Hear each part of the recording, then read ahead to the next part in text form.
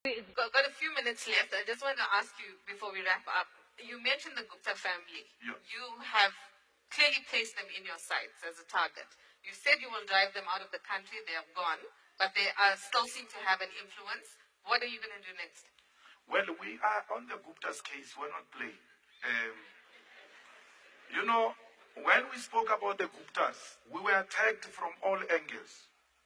That we are wrong, we're driving away the investors, we're doing all sorts of things, we're anarchists and all that.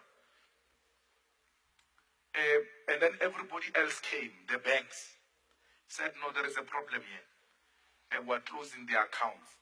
And then everyone else said, yeah, these Guptas are a problem. Why? Because it is now said by a white man that these people are a problem. Because the white man owns the banks. So they are a problem. And the problem of the Guptas is actually promoted by Zuma. Because I used to think the Guptas are giving him small money until I was made aware that they're giving him millions of money, cash. Zuma said he was going to sue me because I said he took money to Dubai and he must do that. He must sue me. Because Zuma is benefiting directly from the Guptas. The ANC stopped the Gupta investigation because Zuma said so. Zuma said to Gauteng PGC, do you know what is the state? The state is the judiciary, the legislature, and the executive. When you say there is a capture, have they captured judiciary? Have they? And then no one dares to challenge him that they've captured you and you are the head of the state, and once they've captured the head of the state, they've captured the state. So, and he speaks like he's got a point, but I worked with him, so I know he's extremely limited, intellectual. So I know how he does things when he has run out of reason. He said, and I'm like, How I wish I was there. Because I would have said, stop it there. Stop it right there. Let me explain to you where the concept of state capture comes from. We will finish the Guptas when we finish Jacob Zuma. For as long as Zuma is the president, corruption will never stop. For as long as Zuma is the president, the Guptas will continue to capture the state. But I can tell you here now, Zuma is extremely powerful, at least in the ANC. Zuma, if he wants to be the president of the ANC, he will be president of the ANC for the third time. And no one will stop him. Because they are all scared of him. He has built this power. Let me tell you, Ranjani will know that when you go before the ANC conference, a year before, there are new songs. I want to give a simple example. The new songs about the incoming president. That's preparation of succession. There is no single song today about the possible president, because that debate is suppressed. Zuma suppressed the Gupta debate. Zuma suppressed the succession debate. He's still weighing his option. Why is Zuma so in love with the presidency? It's not because he's got something to offer to South Africa. He's scared to go to prison. And he knows the only way of not going to prison is when you are in charge of presidency and then you can control the NPA. That Sean is nothing there. I've got no respect for such people. He's got Sean, he's got that man at SARS, Tom. He's got all the state institutions. So Zuma is so in charge that like he's only coming in now. He's not like a man who's going out.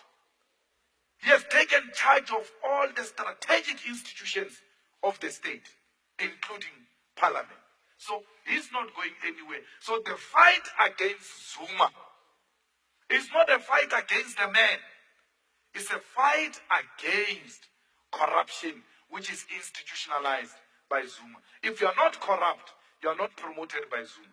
That's why Ramaphosa became the deputy president. How can a normal organization, a normal organization with morals, promote a man who has just killed people in Marikana? Same here. They say to him, well done, become deputy president. And you still want to tell me there is some morality left for this organization, which promote a man who's at the center of the killing of the people in Marikana. So the ANC is finished. The DA is not an option because the DA protects white privilege.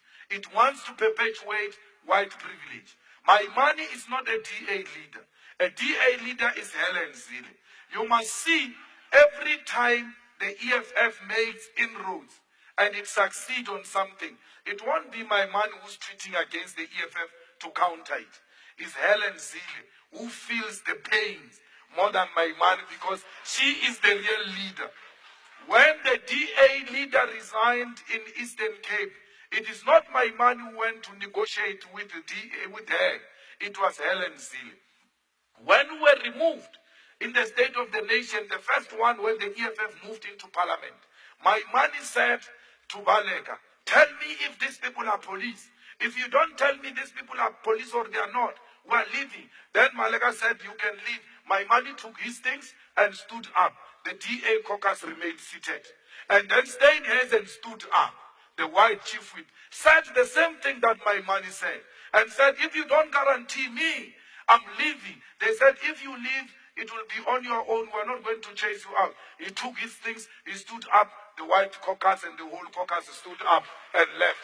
If you doubt what I'm saying because you don't like the truth, go and Google it on YouTube and look at this part. You will see it. Mr. Malema, we're unfortunately out of time. We are the only party for black people, man.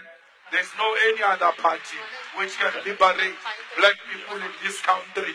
It's only the EFF, and we have our policies. At least we know what we stand for. Unlike people who are asked, what is your position on land? What is your land policy? We support land restitution, policy, not what you support. The EFF land policy is expropriation without compensation. Mr. Malema, I don't want to call you to order like Madam Speaker, so I have to stop you speaking. Last question as you One wrap last up, question, please. very quickly. You said some unkind things about the ANC. You've said some unkind things about the DA. Come August 4th, do you get into bed with them to govern wards or to govern cities? Coalitions. We want coalition of the opposition, not coalition with the DA. We will not go into coalition with the ANC because we'll be undermining our people. Remember that any municipality where the ANC gets less than 50%, the people will be whispering, saying to us, we don't want the ANC. So to go into coalition with the ANC, you are undermining those people. We don't want a coalition with the DA. We want a coalition of the opposition parties. In Johannesburg, they must come together and say, guys, mayoral candidate for EFF, I give you example, is Floyd Shibambo. And then mayoral candidate for DA, I forgot the man from Black Like Me. Herman Mashaba. Herman Mashaba is not a politician, that's why I forget him. Now, and then from the UDM is this one, from this one is this one. Let the opposition leaders come and say, these are the mayoral candidates. Who is the best amongst them? Surely Herman Mashaba is not better than Floyd Shibambo. Academically, intellectually, politically, beautifully, otherwise.